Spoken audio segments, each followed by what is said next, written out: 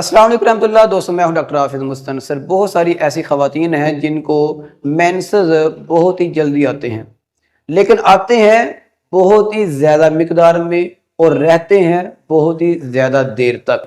दोस्तों अगर आप में से किसी ऐसे अफराद के घर में कोई ऐसी ख़वातीन है जिसको ये मसला है, तो ये वीडियो स्पेशल आपके लिए है। याद रखें, ऐसी सूरत में क्या होगा कि जो फीमेल है उसके मेंसेस ज़्यादा आएंगे, बहुत ज़्यादा मिकदार में आएंगे और बहुत जल्दी आएंगे। तीसरा ये होता है कि ज़्यादा देर तक रहते हैं।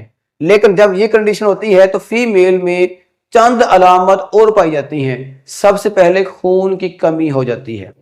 दूसरा, सुस्ती, काहली जो होती है जिस्मानी, वो पैदा हो जाती है। पेशेंट जो है, जो फीमेल है, ना वो कोई काम कर सकती है, ना वो अच्छी तरह से बात कर सकती है और उसमें चिड़चिड़ापन जो है बहुत ही ज्यादा पाया जाता है।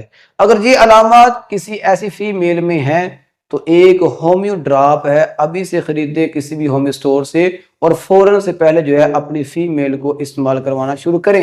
वो मेडिसिन है, वो ड्रॉप है एल्ट्रस फेरिनोसा।